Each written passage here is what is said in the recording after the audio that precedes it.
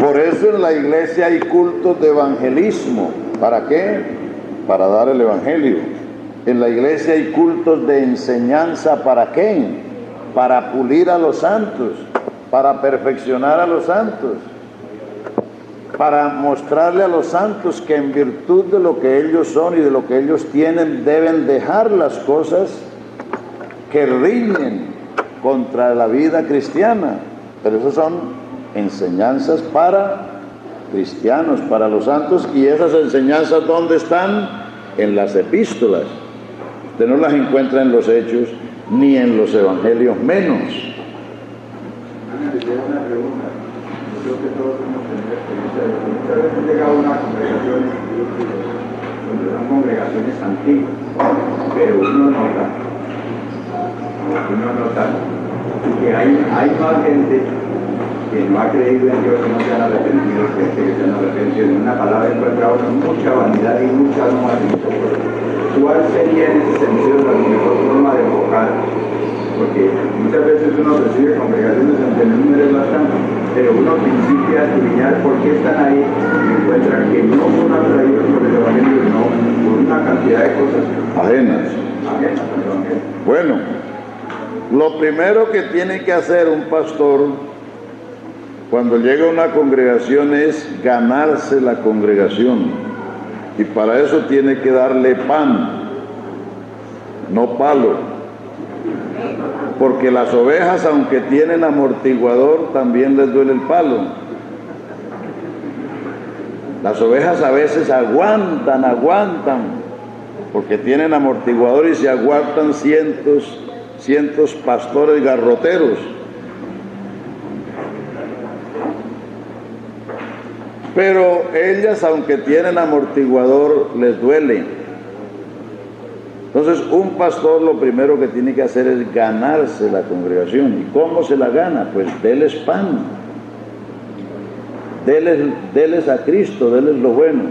Cuando usted se los gane, usted tendrá no solamente la autoridad para corregir, sino que ellos le van a recibir la corrección, porque usted ha demostrado ante ellos que usted es un predicador de Cristo, que usted tiene a Cristo, que usted les da a Cristo.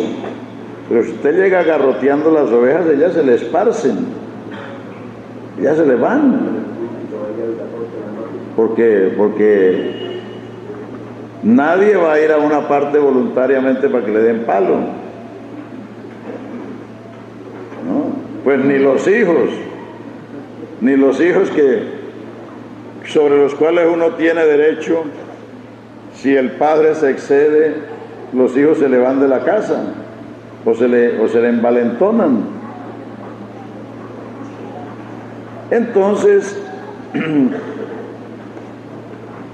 uno cuando llega a una iglesia no debe llegar a cambiar nada. El que llega a cambiar cosas en una iglesia está demostrando su ignorancia en la obra de Dios. ¿Por qué? Porque uno llega a una iglesia que no conoce, uno no sabe por dónde va el agua, uno no sabe la estatura de los creyentes espiritualmente, uno no conoce. Entonces uno tiene que dedicarse a conocer primero. Considera el aspecto de tus ovejas y pon tu corazón en tu rebaño. Proverbios 27,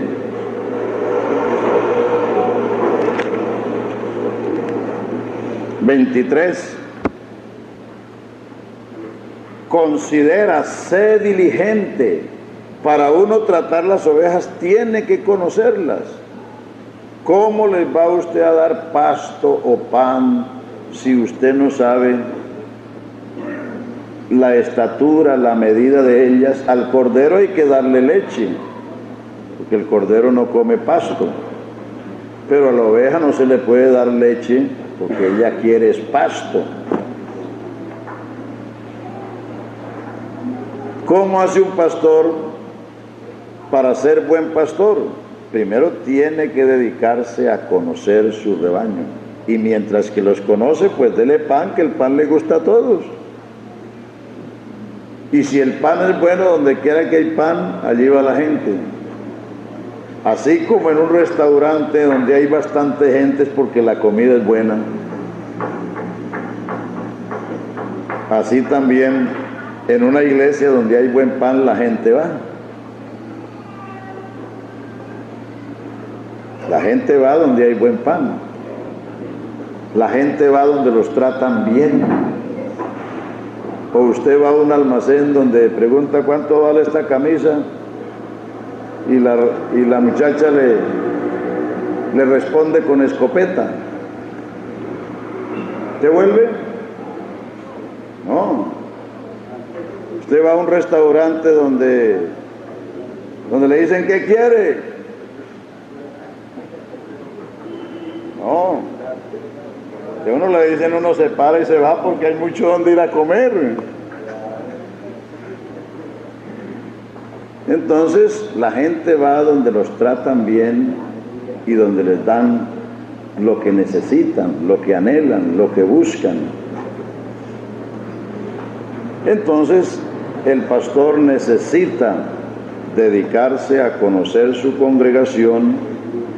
Y en la medida que conoce la congregación va conociendo los males, las cosas que hay que corregir y las va corrigiendo con el tiempo y con la enseñanza. Con misericordia y verdad se corrige el pecado y con el temor de Jehová se apartan del mal los hombres, pero no a golpes ni a maltratos. Es decir, un pastor así es difícil reconocerlo como pastor, porque un pastor es una persona tierna, amorosa. ¿Sí? No, pues. El pastor que se queja del otro pastor, o sea, se va en contra del pastor saliente. Y a veces se va buscando. Ve, hermanos, el que quiera llegar a una iglesia y encontrar todo perfecto, tampoco sabe su misión. Pablo estuvo en Éfeso 3 años. ¿Y quién más grande que Pablo, que fue apóstol, que fue profeta, que fue evangelista, que fue pastor y que fue maestro? Sí, que tenía todos los dones. Y él inició y estuvo en Éfeso 3 años. Y cuando se fue, que posesionó a aquellos ancianos y les dio ese discurso en Mileto que está en el capítulo 20, dice: mirad sobre el rebaño que el Espíritu Santo os ha puesto por obispos para apacentar la iglesia que el Señor compró con su sangre. Y vea lo que les dijo: y ahora, os hermanos, os encomiendo a Dios y a la palabra de su gracia, que tiene poder para sobreedificaros. O sea, Pablo creía que esos discípulos de él podían seguir sobreedificando. Aunque él era el maestro predicador designado por Dios para los gentiles, pero él sabía que la iglesia tenía que seguir su progreso y que los que lo sucedían, aunque eran discípulos de él, el Señor era poderoso para sobreedificar, o sea, seguir edificando sobre lo ya edificado. Entonces, el que va a una iglesia va a eso, va a edificar, va a corregir, va a enseñar, va a instruir. Si quiere encontrar una iglesia solamente para que le dé diezmos y lo alaben y todo eso, pues entonces esa persona no sabe en lo que está. No sabe en lo que está. Si uno va a ir a una iglesia perfecta, pues entonces ya fue después de tiempo. ya fue fuera de tiempo, porque ya cuando la iglesia esté perfecta ya no necesitará quien le ayude, quien la edifique. Hermano, es que hablando de esto, adolecemos de un mal, y es que hay pastores que le enseñan a la iglesia a escoger el pastor que ha de llegar. Y algunas veces el pastor saliente, no sé si se le ha dado alguna atribución para que tenga que ver en el pastor que lo va a suceder, porque él puede decir, o algunos dicen eso, no me gustaría que fulano me reemplace. Entonces sería bueno que eso se le pusiera remedio. Bueno, eso puede tener su sí, su más y su menos. Desde luego los que deciden los traslados son los oficiales, pero por ejemplo en mi caso yo lo haría. Si yo soy pastor de una congregación y veo que los oficiales van a mandar uno que no puede por su estatura seguir, yo no me voy a oponer, pero les voy a decir a los oficiales, hermanos, esa persona no da la medida, no da la estatura, por lo menos para uno cumplir con lo que uno ve y con lo que uno siente, pero ya eso lo sabemos que organización estatutariamente los oficiales y la presidencia son los que definen los traslados, pero los oficiales lo hacen precisamente tomando en cuenta esas cosas, tomando en cuenta la estatura de la iglesia y la estatura del pastor. Por eso el pastor no puede pretender que yo tengo que ir a tal parte, porque el pastor está para cumplir una misión, para edificar la iglesia. Entonces, él debe estar más alto espiritualmente que la iglesia, porque el pastor va delante de las ovejas. Si el pastor está más bajito que la congregación, ¿será consecuente que ese pastor los administre? No, yo entiendo eso. Lo que ocurre es que la cuestión puede ir por otro lado, por asuntos personales. Y ahora, lo que se me ha enseñado, porque yo recuerdo que hay que estoy enseñando, es que el pastor que se fue trasladado que deje y esa congregación pierda, y ahí tiene No. Sí, eso son cosas, es decir, eso no es lo normal, lo corriente, pero son cosas que de pronto aparecen por ahí, pero son cosas que se van corrigiendo. Es decir, lo normal es que los oficiales, que el consistorio, que son las autoridades de la iglesia, pues tomen en cuenta las necesidades de la iglesia y, conociendo la estatura y la capacidad de los pastores, le provean a las iglesias los pastores adecuados, el pastor que está delante. El pastor va delante de las ovejas, el pastor no está revuelto entre las ovejas. ¿Sí me explico? Porque el pastor tiene una distancia, porque es un guía. Si uno va en el montón, ¿cómo va a saber para dónde es? El que va en el montón, él va en el montón siguiendo a otro que va adelante. Entonces, por eso el pastor tiene que tener una estatura espiritual mayor que la iglesia, y cuando mínimo al nivel de la iglesia. Pero mandar a un pastor más bajito que la iglesia, eso es trastornar la iglesia, eso es desajustar la iglesia, eso es frenar la iglesia, eso es hacerle mal a la iglesia. Entonces, eso todo lo vamos entendiendo ahí poco a poco, hermanos, y todos estos desajustes se van emparejando. Y por eso, hermanos, si usted quiere progresar, piense en progresar espiritualmente. No piense que el pastor que más progresa es el que tiene el mejor carro, no señor. Ni piense que el pastor que más progresa es el que tiene más plata, no señor. No vaya por ahí. Piense en progresar espiritualmente. piense en crecer en el conocimiento, en adentrarse, en empaparse, en saber cómo trabaja Dios con la iglesia, en saber cómo es este asunto del reino de Dios. Y entonces, el que es fiel en lo poco, en lo mucho será puesto. Él es el que pone, Él es el jefe, Él es el dueño. Los oficiales son instrumentos que Dios ha colocado en la iglesia para la administración, para todas estas cosas. Y si algún oficial comete un desacierto, un desatino, no quiere decir que eso es lo general o lo que siempre sucede. El hombre está expuesto a errar, porque a veces el hombre no tiene todo el conocimiento de una situación.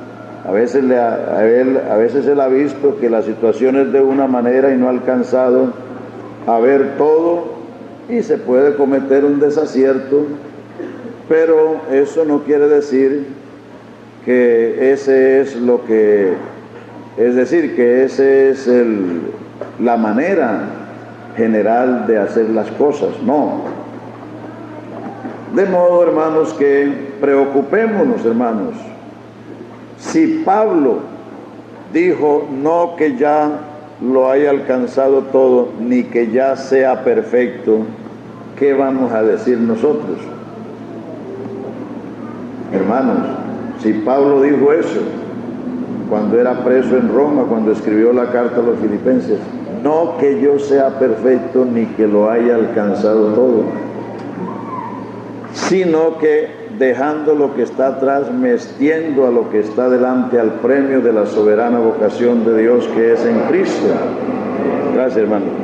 Ahora, hermanos, que tenemos esta oportunidad, por mi parte, yo ahora me toca trabajar más que nunca, pero estoy contento de hacerlo, porque para esto nos ha puesto el Señor.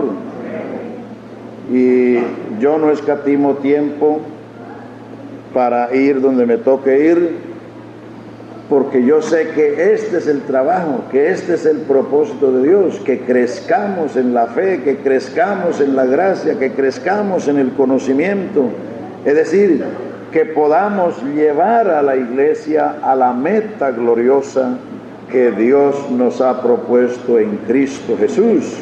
Entonces, ahora que tenemos la oportunidad de dedicarnos a estudiar, por lo menos tener un estudio cada 6 meses, si ustedes en verdad le prestan atención y estudian esto, y estudian el librito, porque según las hojas, muchos compraron el librito, oyeron el estudio y lo guardaron, es decir, no lo han estudiado, porque lo que uno se estudia se lo aprende, o no es así en el colegio. ¿Para qué manda uno al muchacho al colegio? ¿No es para que estudie y aprenda? Entonces, estudien eso, hermanos, que eso se traducirá en fuerza. Han leído en Proverbios que dice: el hombre sabio es débil, fuerte. El hombre sabio es fuerte y de pujante vigor el hombre docto. Está bien que no somos doctos en las cosas del mundo, pero San Pablo amonestó a Timoteo para que seamos sabios para la salvación que es en Cristo Jesús. A ver, hermano, que está allá.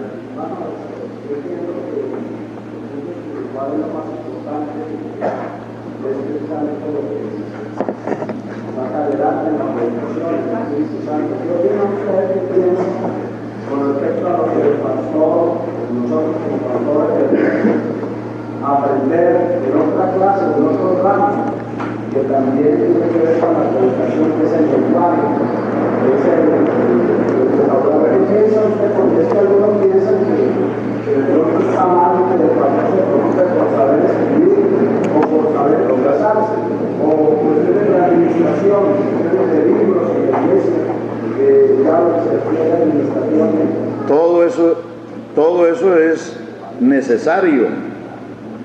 Vean, la Biblia no alaba la ignorancia. Los que alaban la ignorancia están en contra de la Biblia. Algunos usan el versículo de los Hechos 4 para alabar la ignorancia, diciendo que los discípulos eran hombres sin letra. Sin letra quiere decir no letrados, que no eran doctores. Eso es lo que quiere decir hombre sin letra, es una persona que no es un doctorado, pero ellos no eran analfabetas, que es muy diferente. Ahora, cuando la Biblia dice que la letra mata, no está hablando de bachilleres ni de universitarios, sino de la letra de la ley.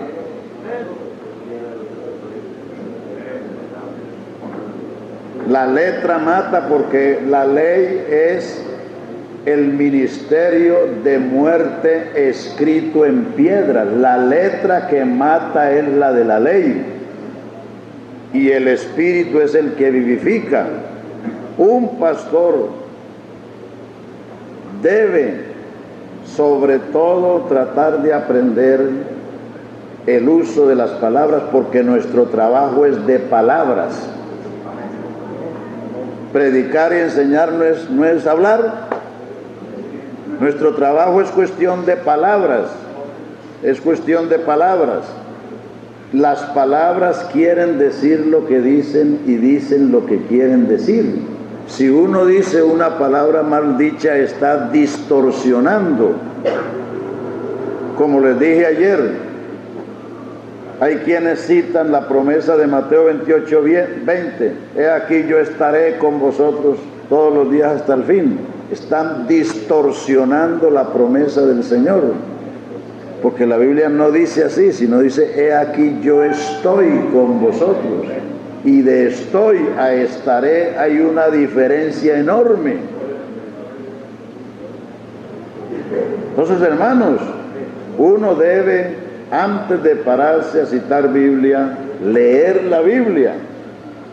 Leerla y releerla y volverla a leer, porque las palabras quieren decir lo que dicen. Si uno las cita mal, no puede esperar que produzcan el buen efecto si las dijo mal. El pastor no debe pararse a leer ahí como cancaneando.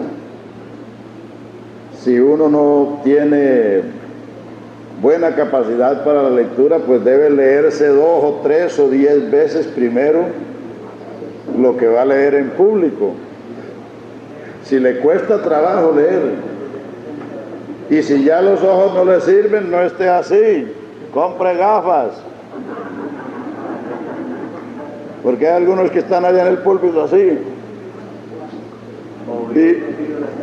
Y entonces están leyendo mal. Y todo eso hace que la gente ridiculice el Evangelio, menosprecie el Evangelio.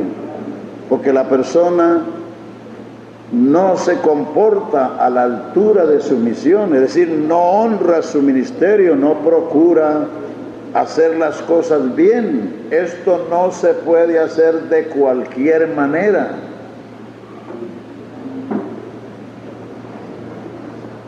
La predicación, el hombre debe esmerarse a lo sumo, es decir, a lo que más dé, por predicar la palabra en la mejor manera posible. Entonces un ministro debe aprender el lenguaje. ¿Sí, hermano? También el vestido. Por ahí me estaba diciendo un hermano que habían llamado a uno en chancletas, todo arremangado y camisa por fuera para dirigir los signos en un culto. Hombre, ¿qué es eso? Eso es no tener en cuenta al Señor. Eso es un irrespeto al Señor. ¿No ha leído usted que cuando el Señor estableció el tabernáculo dijo, vea, no harás gradas en piedra para subir a mi altar para que no se le descubra su desnudez. Y la desnudez que se le podía descubrir al sacerdote era el tobillo. ¿Por qué? Porque ellos tenían una bata hasta abajo de los tobillos. Al subir por una escalera pues se le veían los tobillos. Y Dios dijo, vea, no harás gradas para subir a mi altar para que no se vea tu desnudez. O sea que Dios es celoso de esas cosas. El hombre de Dios debe presentarse a la altura. Vea, un mecánico se pone un overol porque él está debajo de los carros. Pero ¿cómo se va a poner un predicador como si fuera un mecánico, con un overol en el púlpito? Eso es falta de respeto a Dios y falta de respeto a la gente, falta de respeto al culto. Sí. Amén.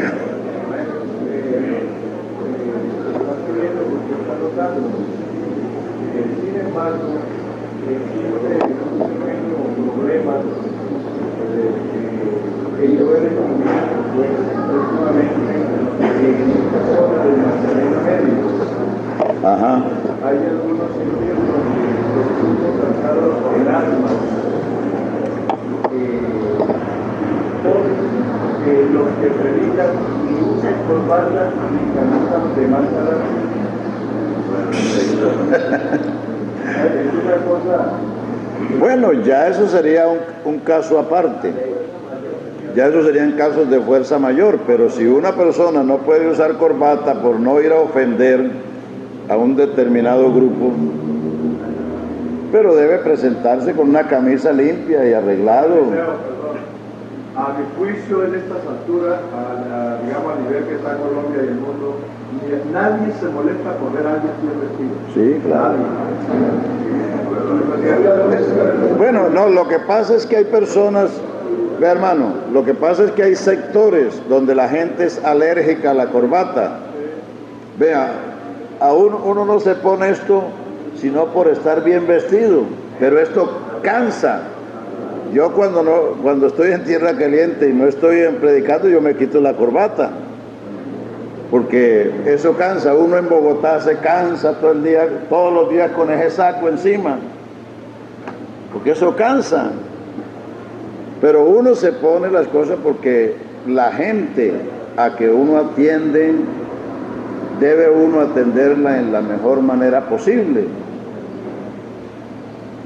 Un pastor, cuando está en el templo, debe vestirse apropiadamente, debe hablar apropiadamente, debe tener un lenguaje comedido, respetuoso para la gente. Las almas no son suyas, son del Señor. Y el que hiere las almas, vean, por ahí me estaba diciendo un hermano ahora que en la congregación de él está, que se fueron varias personas porque el pastor le dijo, bueno, el que no tiene el Espíritu de Cristo está condenado. Entonces ellos dijeron, ¿y entonces qué estamos nosotros haciendo aquí? Se fueron. Por una mala predicación. Una pregunta, hermano, yo con respecto al compartir. Entonces, hermanos, tengan cuidado. Esas almas, si se pierden, nosotros tenemos que dar cuenta. ¿No dice la Biblia, obedeced a vuestros pastores como aquellos que tienen que dar cuenta para que no lo hagan gimiendo?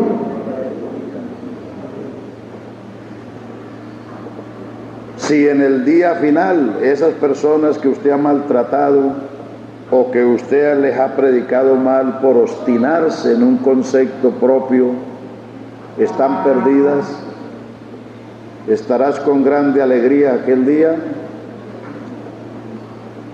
Pablo dijo que el que edificare sobre este fundamento, oro, plata o piedras preciosas, madera o hojarasca bueno, el fuego hará la prueba y el día lo declarará.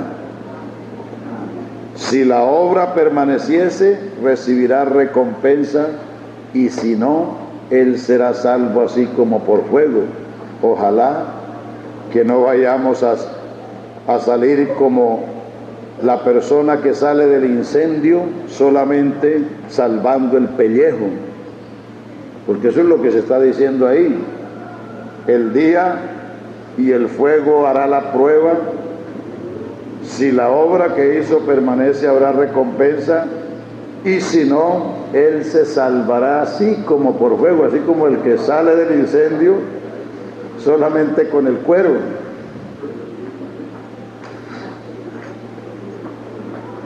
O sea que, hermanos, esto es serio, esto es sagrado. Esto es sagrado, esto es de Dios. Nosotros no somos amos, somos servidores. Tenemos que tratar a la gente con respeto, con estimación, y tenemos que hacer la manera de estudiar, conocer las palabras, buscar el sentido de las palabras y hablar en la forma que podamos ser entendidos y que la palabra pueda ser recibida. La Biblia dice, hay quienes hablan como dando estocadas. Si a donde quiera que van hiriendo. Si hablan al compañero, ¡pam!, una puñalada. Si se paran en el púlpito, ¡pam!, un espadazo. Dice, hay quienes hablan como dando estocadas. Y a veces se quieren defender diciendo que no, que es que son muy santos, que son muy serios, que son muy estrictos, que no sé qué. Pero hay otros que hablan de otra manera. Ve a ver cuál de las dos es mejor. Dice, manzana de oro con flores de plata es la palabra dicha como conviene. ¿Cuál le parece mejor? Claro, encontrarse una manzana de oro con flores de plata. Es decir, a ver, pongan cuidado, hermanos, y después pintan, hermano. Pongan cuidado, oigan primero y después pintan, que ahí va a tener el tablero todo el día.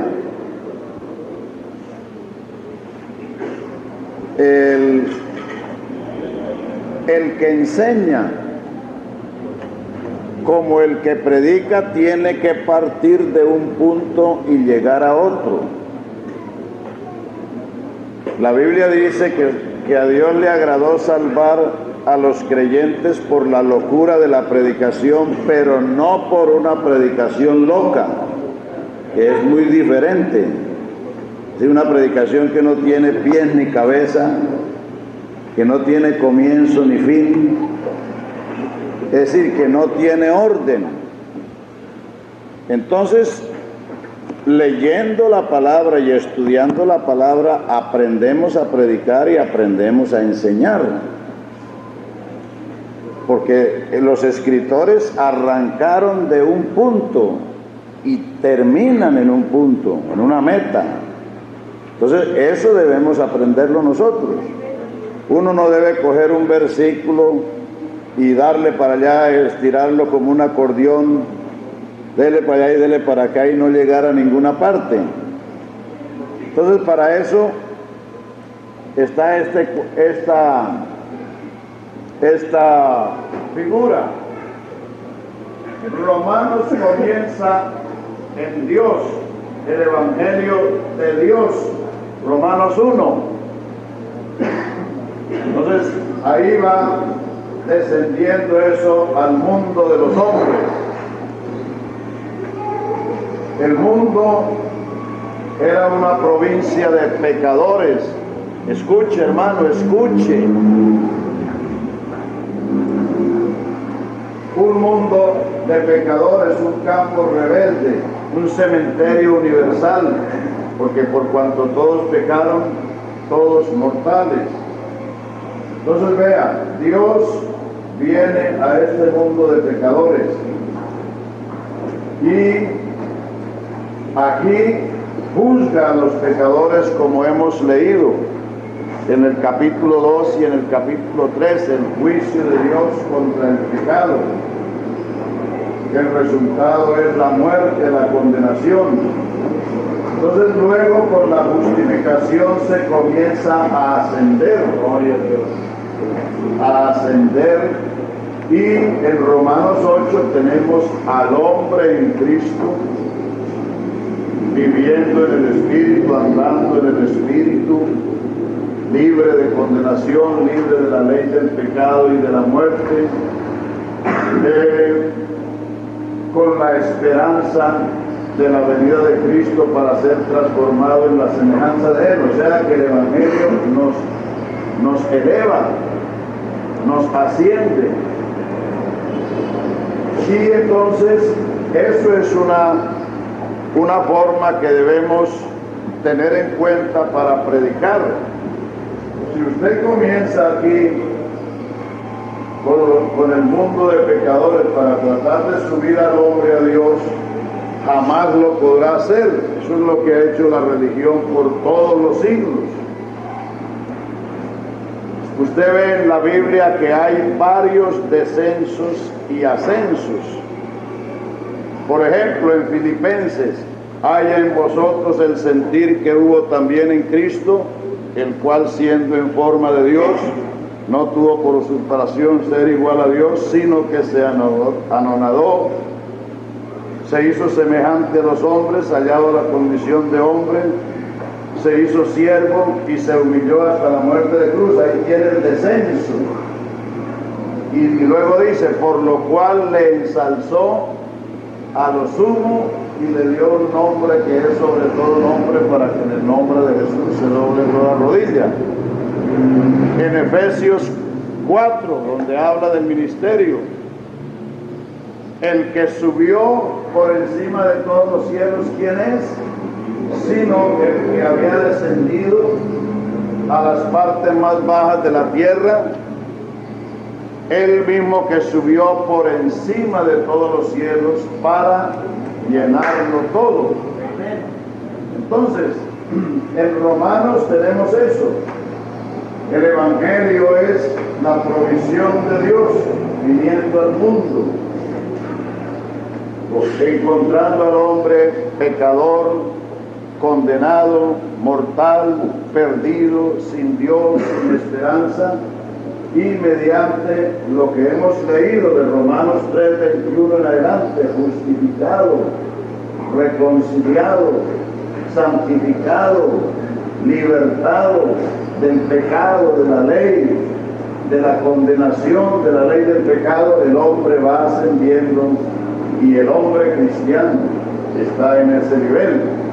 O dicho de otra manera, como se lo dijo Pablo a los Efesios, estando vosotros muertos en pecados y delitos, Él os dio vida y Él os resucitó y os hizo sentar en lugares celestiales con Cristo. Es decir, el Evangelio es lo contrario al pensamiento y a la religión del hombre.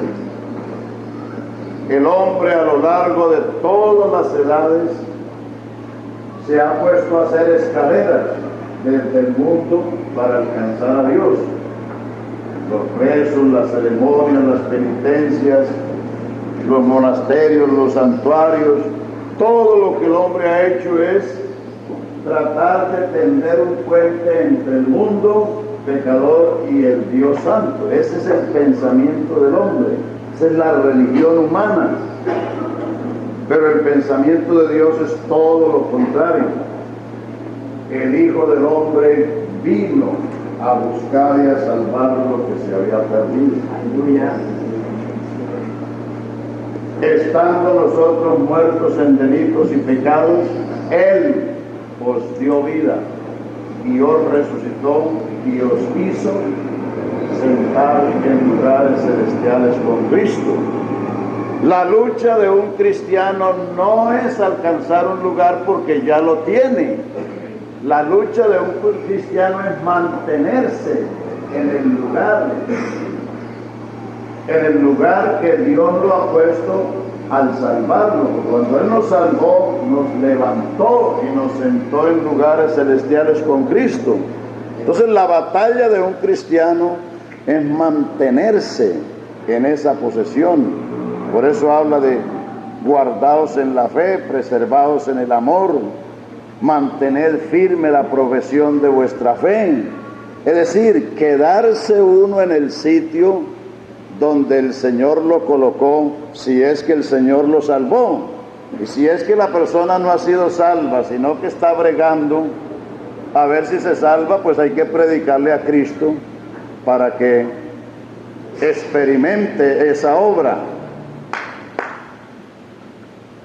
A ver, hermanito, ceremonioso ya. ¿Saben ustedes por qué el Señor le dijo a los judíos que no saludaran cuando los mandó a predicar?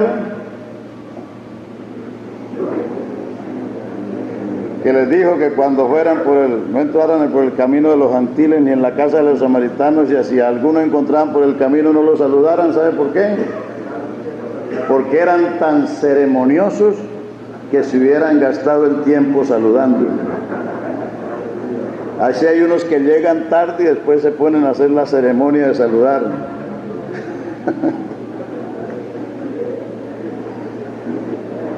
Bueno,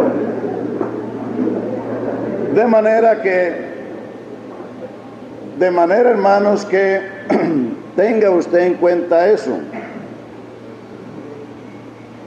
que Romanos es una escalera para llegar a Romanos 8, que es uno de los grandes capítulos de la Biblia, que es la vida triunfante en Cristo. Para llegar a Romanos 8 hay un proceso. Hay que oír el Evangelio, hay que reconocer el pecado, hay que reconocer la condenación por el juicio de Dios, hay que reconocer la justicia de Dios para ser justificado, hay que permanecer, vivir en esa justificación, obedecer el Evangelio y seguir en ese proceso hasta llegar a ese plano espiritual. Romanos 8 es el nivel espiritual, el plano espiritual a que todo cristiano debe aspirar a llegar. Ojalá que sea nuestra aspiración de llevar las congregaciones a ese nivel, en que la iglesia vive segura, libre de condenación, que no viven atemorizados, que no viven dominados por la carne, viven libres de la ley del pecado y de la muerte, que viven y andan en el Espíritu, que se consideran pertenecientes al Espíritu, que no se desmayan por las circunstancias de la vida, porque el Espíritu que tienen los vivifica, que saben que son hijos, que saben que son herederos, que saben que las aflicciones del tiempo presente no son comparables con la gloria venidera, porque en esperanza hemos sido salvos y estamos con la nuca extendida hacia esa esperanza, el día de la venida de Cristo, para ser transformados en la semejanza de Él. Aleluya. Entonces ahí tiene usted material de estudio por lo menos para 6 meses, mientras viene el otro estudio, y ahí tiene para que lo mastique, lo convierta en jugo, lo convierta en leche, para que le dé leche y pan a la congregación. Y no olviden que se hará una evaluación en la próxima ocasión, y que esas evaluaciones serán material que el consistorio tendrá en sus manos para evaluar el conocimiento que usted tiene. Porque la iglesia crece, la iglesia va en una marcha a la perfección. Si el pastor no crece, el pastor se quedará rezagado. Ya hay pastores en algunos distritos que no los quieren en las congregaciones, que si una congregación sabe que le van a mandar a ese pastor, enseguida se encogen como el ciempiés.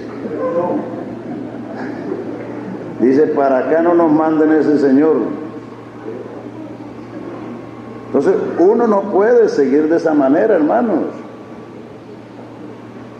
Porque uno no es pastor por su bonita cara.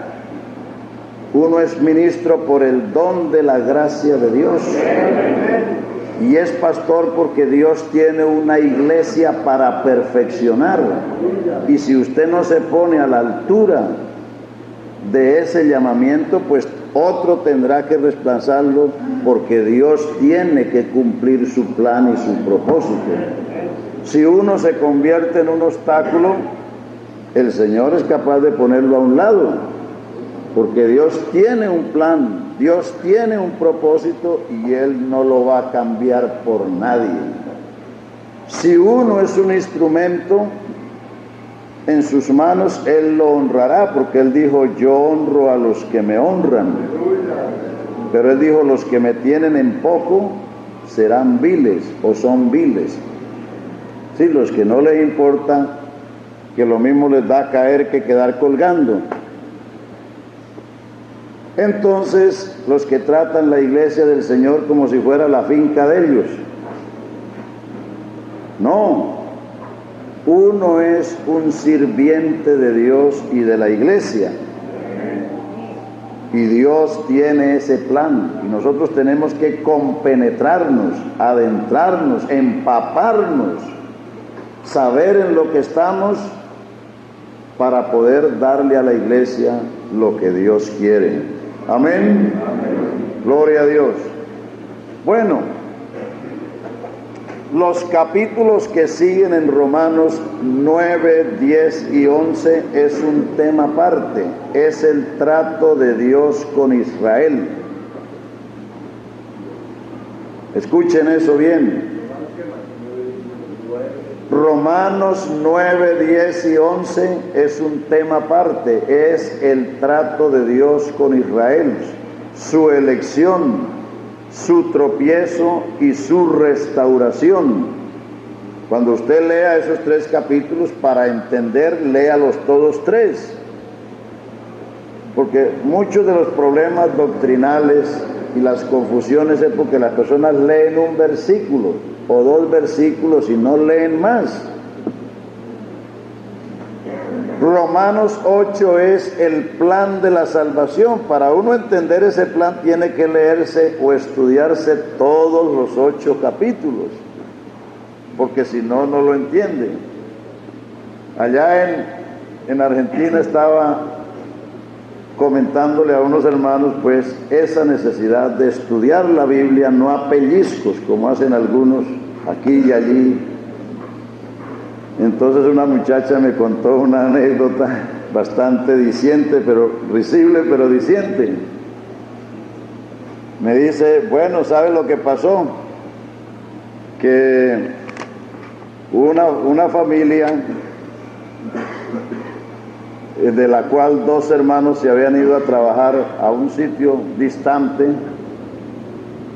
Entonces los que se quedaron en casa le escribieron una carta a los 2 muchachos allá, contándoles pues las situaciones de la carta, ¿no? Entonces aquí pusieron el saludo y las cosas, y aquí en la parte final decía, mamá ha muerto. Pero la carta seguía por acá, pero ellos no voltearon la hoja, sino que cuando leyeron mamá ha muerto, entonces se largaron a llorar y enseguida dejaron la carta y se fueron a hacer el maletín y corra pues. Pero por allá en el camino dijeron, oye, ¿por qué no leemos el resto de la carta? Entonces voltearon la hoja y decía era, mamá ha muerto la chancha grande y ha hecho unos chicharrones muy sabrosos.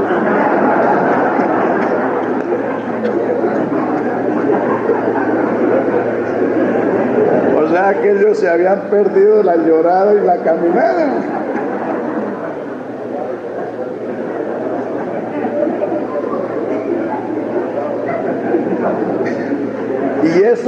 Y eso le pasa a mucha gente, especialmente la gente que lee la Biblia, porque no leen completo, sino que leen un pedacito y se aíslan. y construyen allí una doctrina, un sermón, una enseñanza, sin tener que ver con el resto. De modo que tengan en cuenta eso. No solamente la Biblia se debe leer, hay que estudiarla, y para entender un tema hay que estudiar el tema completo. Romanos 8, los 8 capítulos son el plan de la salvación, el evangelio explicado a los salvos, a la iglesia. Romanos 9, 10 y 11 es el trato de Dios con Israel, su elección, su tropiezo y su restauración. Entonces, cuando usted quiera saber lo que Dios tiene con Israel, pues lea los 3 capítulos. Y del capítulo 12 en adelante están los deberes cristianos. Fíjese dónde se ponen los deberes, fíjese dónde se ponen las exigencias, fíjese dónde se ponen las demandas, en lo último, no en lo primero. Primero hay que predicar las promesas de Dios, la oferta de Dios, el evangelio de Dios, y luego vienen las demandas, las exigencias, los requerimientos. El predicador que se pone a predicar requerimientos sin predicar el evangelio no levanta ni los pies. No puede ganar almas, sencillamente porque lo que cautiva las almas, lo que conmueve las almas, lo que trae las almas es el evangelio glorioso de Cristo. Cuando el hombre se da cuenta lo que Dios ha hecho por él, eso lo conmueve y lo atrae, lo cautiva. Entonces, Romanos 12 hasta el 15, hasta el 15:6 están los deberes cristianos. Entonces en Romanos 12 comienza diciendo: así que, hermanos, os ruego por la misericordia de Dios que presentéis vuestros cuerpos en sacrificio vivo y santo, que es vuestro culto racional. Y ese es el deber con Dios. Luego siguen los deberes con los hermanos. Luego sigue el deberes con el mundo. Si es posible tener paz con todos los hombres, hacerlo. Y luego en el capítulo 3 está los deberes con el gobierno, las autoridades civiles. Y el capítulo 14, los deberes con los débiles en la fe, con los flacos en la fe. Entonces, fíjese usted que para demandarle a alguien hacer algo, primero hay que enseñarlo. ¿Cómo se le va a demandar consagración a una gente que no se le ha enseñado quién es Cristo y qué es el evangelio? La persona se consagra en razón de que entiende quién es Jesucristo y qué ha hecho Jesucristo por él. Eso es lo que lo motiva, lo que lo impulsa, lo que lo cautiva a consagrarse. Pues usted pone a hablarle de consagración, pero no le dice lo que Él ha hecho por usted, pues logra que la persona haga algo, pero no es algo estable, no es algo consecuente, no es fruto, no es resultado del Evangelio, sino algo que usted le impone. Vea, usted tiene que venir a orar a tal hora. Pero si la persona sabe lo que el Señor ha hecho, entonces sale del corazón espontáneamente el deseo de adorarle, de glorificarle, de proclamarlo, de servirle. Aleluya. Una cosa es que la gente hagan estas cosas como resultado, como fruto, y otra cosa es que un pastor llegue y ponga un poco de reglas, las imponga, vea, aquí hay que hacer esto, aquí tienen que venir a tal hora, que hay que ayunar tal día, que esto, que lo otro. El Evangelio es una oferta de Dios que cautiva, que atrae y que cuando se recibe produce frutos. En cambio, a veces hay personas que quieren hacer el Evangelio a la manera católica, es decir, imponiendo. Noten que el ayuno no se impone, se proclama. Como dijo el profeta, proclamad ayuno. De proclamar a imponer ayuno, eso es muy diferente. Proclamad ayuno en la congregación. Se proclama y el que oye esa proclama y corresponde, pues participa de ello y se beneficia. Pero otra cosa es imponer ayuno, que es muy diferente. El Evangelio no se impone, se proclama, porque el Evangelio es suficiente para crear, para producir en la gente los efectos convenientes, necesarios para el bienestar de la iglesia. Gloria al Señor. Bueno, entonces, no olviden eso y estudien, hermanos, esos capítulos siguientes. Y a propósito, noten también en las demás cartas lo mismo. Voy a ponerle otro ejemplo. La carta de los Efesios, hasta el capítulo 4, verso 16, es doctrinal. Y de ahí para allá comienzan los requerimientos. Esto pues digo y requiero en el Señor, que ya no andéis como los otros gentiles. ¿Pero en virtud de qué? ¿En razón de qué? En razón de todo lo que dice desde el capítulo 1 hasta el verso 16 del capítulo 4, donde está la doctrina, es decir, todo lo que el Señor ha hecho por su pueblo. ¿Sí me explico? ¿Sí me entienden? Primero se predican las promesas.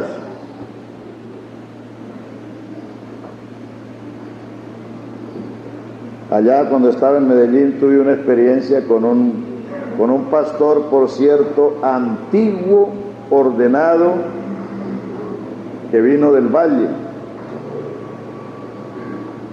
Cuando comenzamos la obra en Río Negro, que ese era tan fanático, no había dónde nos alquilaran una casa. Cuando se alquiló la primera casa ya teníamos 10 bautizados, porque todos los sábados íbamos a hacer culto en la plaza de Río Negro. Y ahí haciendo culto en la plaza ya teníamos 10 bautizados. Los sábados era.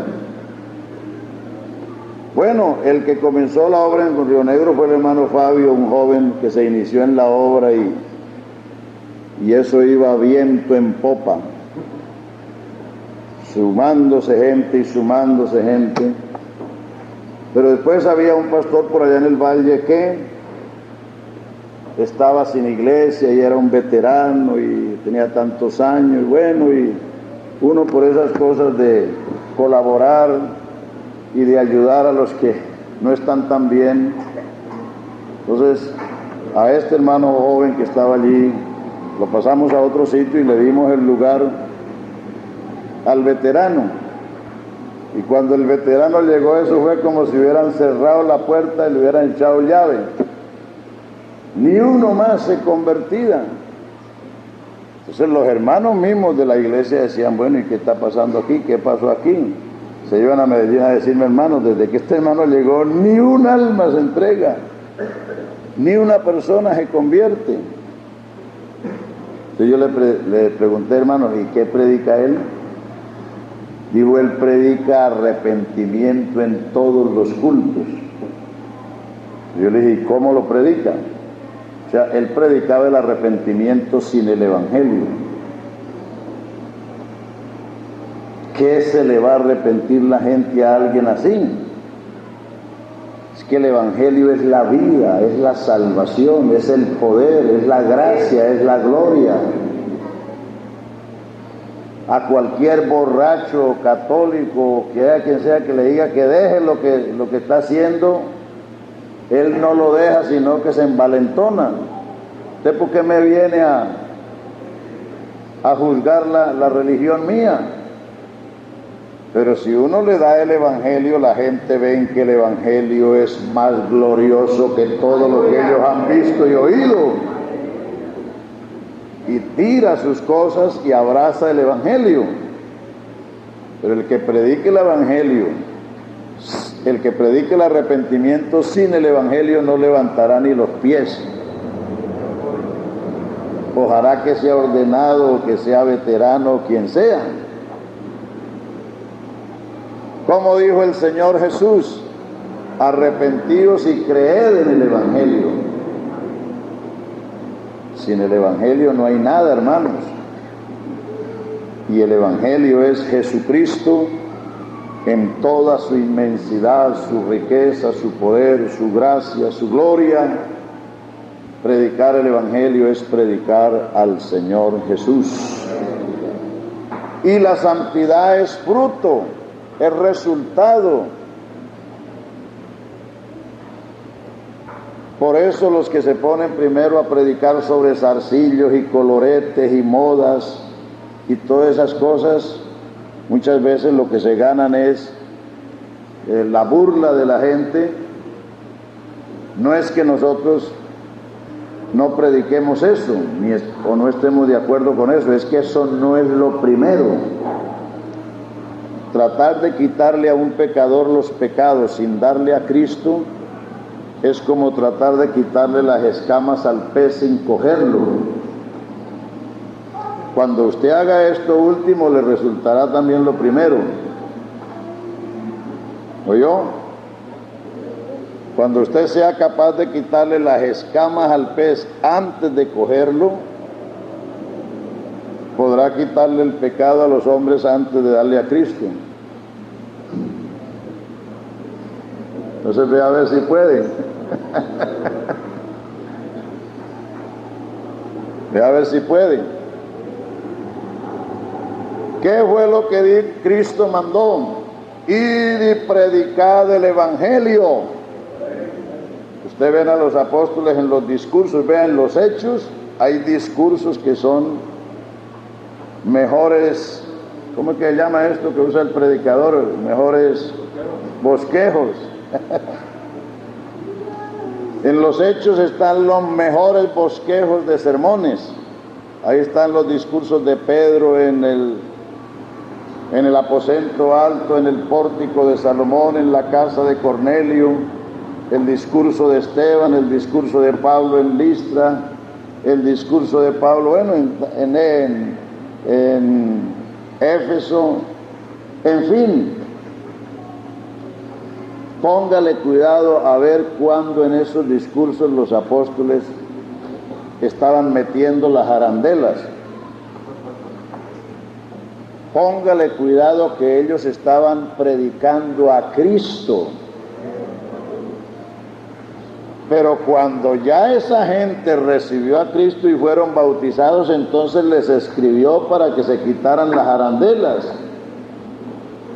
Entonces ya le dice, vea, el que robaba, no robe más, sino que trabaje con que tenga lo necesario y ayudar a su hermano. El que maldecía, ya no maldizca más. El que gritaba, ya no grite más. Entonces, las cartas se les escribieron a gente convertida para enseñarlos a vivir la vida cristiana.